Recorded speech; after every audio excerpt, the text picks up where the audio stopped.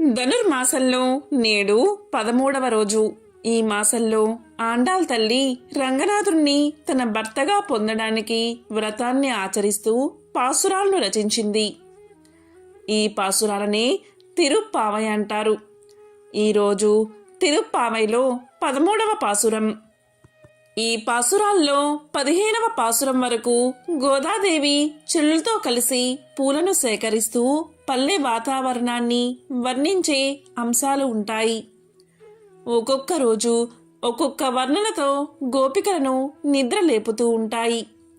ఉదయాన్నే గోదాదేవి ఒక్కొక్కరింటికి వెళ్ళి తన చెరులను తట్టి లేపుతూ వారిని నదిలో స్నానానికి సిద్ధం చేస్తుంది. విష్ణువు యొక్క అవతారాలను పొగుడుతుంది. ఈరోజు తిరుప్పావైలో 13వ రోజు. 13వ పాసురం దాని అర్థమేంటో ఇప్పుడు తెలుసుకుందాం. ఒక్కొక్క గోప బాలికను లేపుతూ మనలో ఒక్కొక్క విలక్షణమైన జ్ఞానాన్ని కలిగిస్తుంది ఆండాళ్ తల్లి.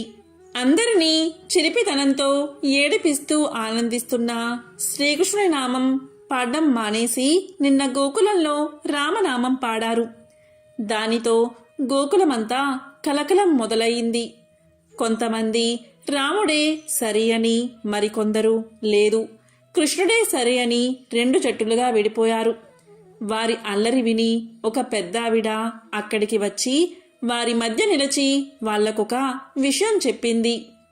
నేను ఒకరోజు యశోదమ్మ ఇంట్లోకి వెళితే అక్కడ ఆమె శ్రీకృష్ణుణ్ణి కథ చెబుతూ పడుకోబెడుతుంది.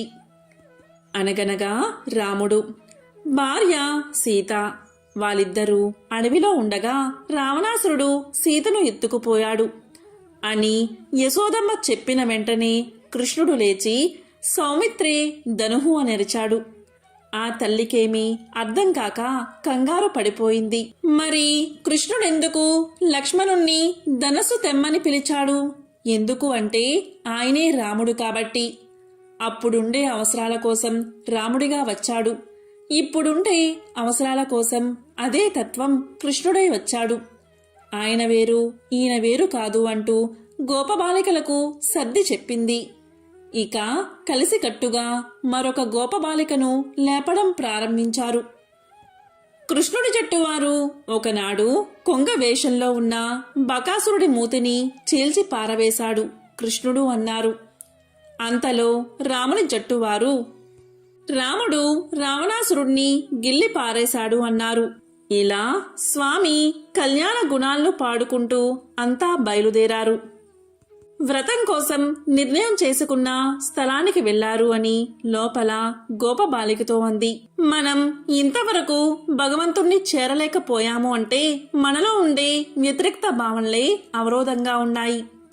ఇప్పుడు అవి అస్తమించి ప్రేమ భావనలు ఉదయిస్తున్నాయి. అందుకని భగవంతుణ్ణి చేరడానికి ఇది సరైన సమయం. పక్షులు మాట్లాడుకుంటున్నాయి. తుమ్మెద వాలిన పుష్పం వంటి కళ్ళు కలదానా తన్ను గుర్తించిన వాణ్ణి భగవంతుడు శిరస్సును ధరిస్తాడు. అందుకే లోపల ఉండే గోపబాలిక తను వెళ్లడం ఏంటి, కృష్ణుడు తన దగ్గరికే రావాలి అంటూ పెద్దగా పట్టించుకోవడం లేదు. చలచల్లని నీటిలో మనం స్నానం చెయ్యాలి కదా, లేకుంటే శ్రీకృష్ణుడి ఎడబాటు ఒక విరహాగ్నిగా మనల్ని దహించి వేస్తుంది. సమయం అయిపోతుంది, మాకు చెందాల్సిన నీవు మమ్మల్ని దూరం చేసుకోవద్దు, మాతో కలువు అంటూ అందరూ ఆ గోప బాలికను లేపి తమలో చేర్చుకున్నారు. ఈ పాసురం విన్నవారికి అజ్ఞానం తొలగుతుంది.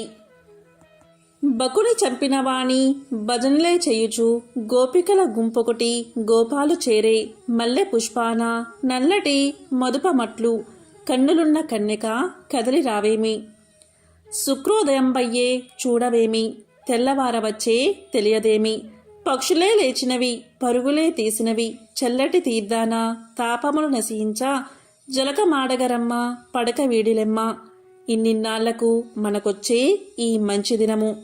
ఇదే 13వ పాసురం యొక్క అర్థం.